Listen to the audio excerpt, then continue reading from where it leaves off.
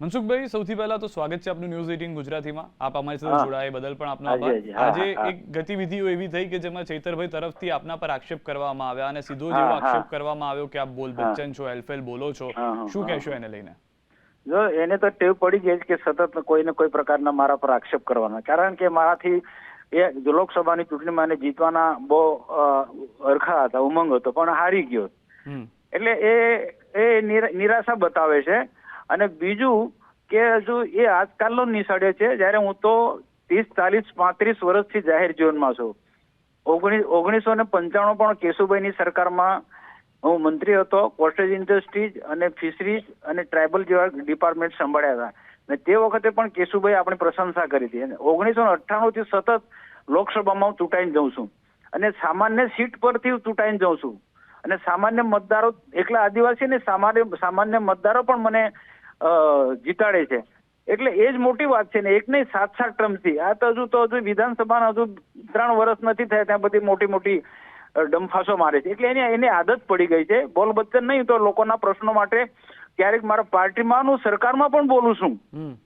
હા, એને મારો આખો રેકર્ડ એને ખબર છે, પણ એને શું એક ટેવ પડી છે, કઈ રીતના મનસુખભાઈને દબાવો એટલે એને લોકોમાં એક એને પેલું શું કે છે એના તરફ લોકો ખેંચાય, આકર્ષણ, લોકોમાં એક આકર્ષણ ઉભું કરવા માટે મારા યુદ્ધમાં બોલે. એના સિવાય બીજું કશું નથી. તમે જે 36 વર્ષની વાત કરી એમાં એને એવું કીધું કે મનસુખભાઈ 36 વર્ષથી અનુભવી છે, હું 36 મહિનાનો અનુભવી છું ને ખુલ્લી ચેલેન્જ ફેંકું છું એમને જાહેરમાં ડિબેટ કરવા માટે. આ તમે તૈયારી છે? ચાલો આવે. એક હું કહું ચાલો ક્યારે આવે, તૈયારી છે. હમણાં મારું પાર્લામેન્ટ પૂરું થાય ત્યારે તારીખ નક્કી કરે. પણ એ શું કરે છે, આવી તારીખ નક્કી કરીને આખા ગુજરાતના બધા આમ આદમી પાર્ટી બધાના લોકોને ભેગા કરે. એટલે કાયદો અને વ્યવસ્થામાં પોલીસ પછી મંજૂરી ના આપે. એને જો ડિબેટ રાખી હોય તો ગણતરીના માણસો 25 માણસ એ ના આવે, 25 માણસો માણા આવે. તારીખ નક્કી કરો. ચૈતર જે તારીખ આપે, જે સ્થળ આપે ત્યાં મનસુખભાઈ જવા. અરે હા, બિલકુલ. હા. મનસુખભાઈ, બીજી એક વાત એમના તરફથી એ પણ કરવામાં આવી છે, જે આક્ષેપ છે આપના ઉપર કે આદિવાસીના મુદ્દેની લડતની વાત આવે ત્યારે મનસુખભાઈ ગુફામાં ઘૂસી જાય છે. જો આદિવાસીની લડતમાં જે મેં લડ્યો છે ને, એની જેમ જાતે વખાણ મેં નથી કરતો. લોકો જાણે છે, મારી પાર્ટી જાણે છે કે હું 81-82 માં ગુજરાત વિદ્યાપીઠમાં MSW નો અભ્યાસ પૂર્ણ કર્યો ને MSW નો અભ્યાસ પૂર્ણ કર્યા પછી હું લેબર ઓફિસર બની શકતો હતો, સમાજ કલ્યાણ અધિકારી બની શકતો હતો. પણ મેં લોકોની સેવા, નર્મદાના અસરગ્રસ્તો અને પુનઃવસાહતના કામો કર્યા. અને કેટલીક સંસ્થાઓ જે છે એ બધા તાજના સાક્ષી છે, તે વખતે ઇતિહાસ બોલે છે.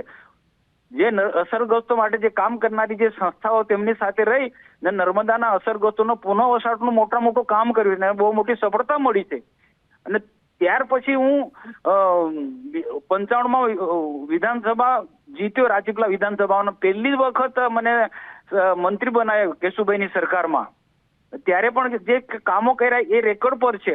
અને 98 થી હું સંસદ સભ્ય છું. જંગલની જમીનના પ્રશ્નો હોય કે એ જંગલની જમીન રેકોર્ડ બોલે છે ભાઈ. કે અને ચૈતર જંગલના જમીનના પ્રશ્નો કેટલા ઉકેલા છે. અને જયારે રિઝર્વ ફોરેસ્ટ કે સેન્ચુરી અને રોડ રસ્તા નહોતા બનતા એ વખતે મેં કણજી વાંદરીમાં મેં ધરણા કર્યા હતા. અને આજે ત્યાર પછી આખા વિસ્તારની અંદર રોડ રસ્તા બન્યા છે, જંગલની જમીનો અપાઈ છે. એના ગામ બોગજમાં જે બ્રિજ બનાવ્યો તે 10 વર્ષ પહેલા 6 કરોડ રૂપિયા એ મનસુખ વસાવે બનાવ્યો છે. એને પૂછો કે સ્વાભાવિક રીતે તમે 36 વર્ષથી ચૂંટાઈને આવો છો એટલે કામ કર્યા હશે એવું મારું પણ માનવું જ છે, જેથી જ આપ ચૂંટાઈને આવ્યા છો.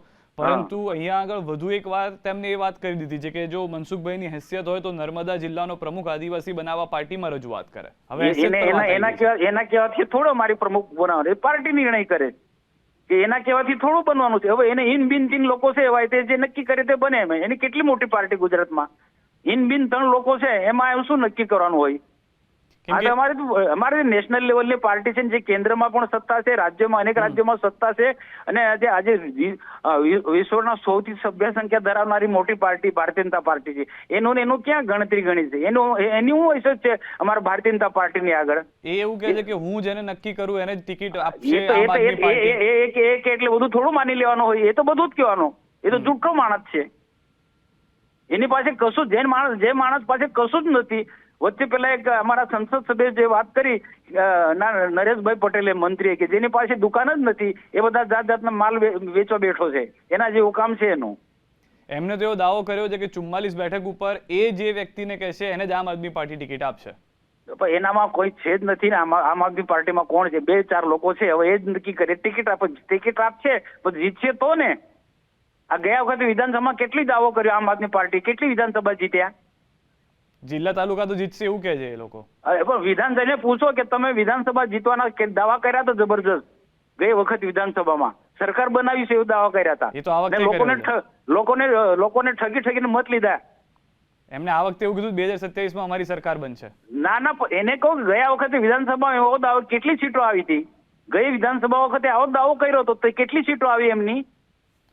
તો તમને લાગે છે કે આ સ્ટન્ટ છે અથવા તો આદિવાસીઓને ઇન્ફ્લુઅન્સ કરવાનો પોતાની નહીં, એક સ્ટન્ટ જ છે. જેની પાસે કશું જ નથી તે વેપાર કરવા નીકળ્યા છે. જે પેલા એને શું કે લોકોને ઠગવાનું છે, જુઠ્ઠું બોલવાનું છે, જોરથી બોલવાનું છે. આ તમને ટાર્ગેટ કરતા એવું લાગે છે? કોઈ કારણ છે તમને ટાર્ગેટ કરવાનું? તમને કઈ લાગે છે? ટાર્ગેટ એક જ કારણ કે જેટલો મને દબાવ છે ને એટલો એને ફાયદો છે. ભવિષ્યમાં વિધાનસભા જીતવી એના માટે તકલીફ છે. હવે ગયા વખતે જેમ કોંગ્રેસના સહારે વિધાનસભા જીતી ગયો, હવે કોંગ્રેસ સપોર્ટ નથી આપવાની.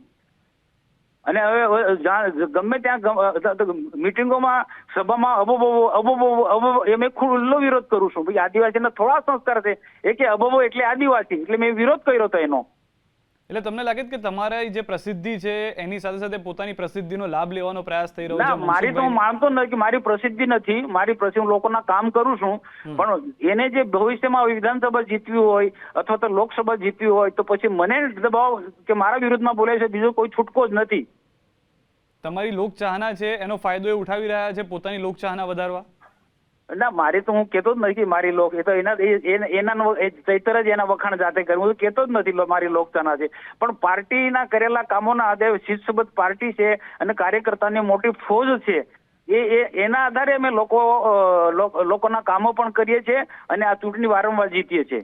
કેમ કે એ તો એવું પણ કહેતા હતા કે મનસુખભાઈ વસાવાને રાત્રે સપનામાં ચૈતર વસાવા દેખાય છે. ના, એને જ દેખાય છે એટલે આવું બોલે. હું તો ચિંતા કરતો જ નથી ચૈતરની ચિંતા કરતો કે નથી કેજરીવાલની ચિંતામાં પડી જ નથી. એમની હેસિયત બી નથી કે અમારી હાથે ફાવી શકે એવા. એમને એવા કામો કર્યા છે, એમનો દાવો છે કે જેનાથી કાં કામો કરે બતાવી તો ખરા. કયા કામો?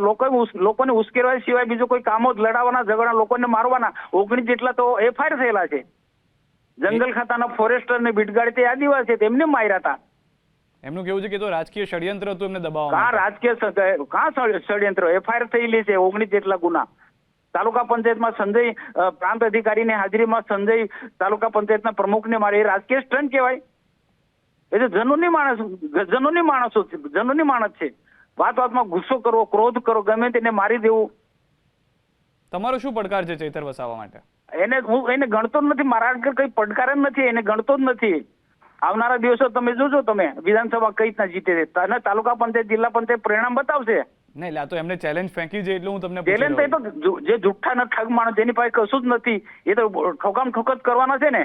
એ તો જે અમે જવાબદાર પાર્ટીના લોકો છે. અમારી સરકાર કેન્દ્રમાં અને રાજ્યમાં છે એટલે અમે જવાબદારીપૂર્વક અમે મીડિયાને પણ કહીએ અને લોકોને પણ કહીએ. એને એની પાસે શું છે?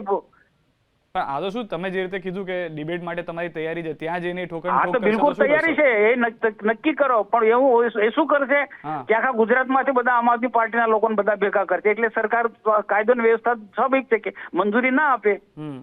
એટલે પછી સરકાર એને નક્કી 25 માણસો એના આવે ને 25 માણસો માણા આવે અને મીડિયાના લોકો વચ્ચે એક વખત થયું તો એ રીતે. હા બસ. હા. અને પણ પછી આમાં ઘણીવાર એવું થતું હોય છે કે એમને એવું કીધું કે મનસુખભાઈ તો તૈયાર છે પણ મનસુખભાઈને સરકાર નથી આવવા દેતા, નેતાઓ નથી આવવા દેતા. એવું નહીં, એ ટોળા ભેગા કરે ને એટલે પછી ભેગા થવા કાયદો અને વ્યવસ્થાની જવાબદારી સરકારની છે.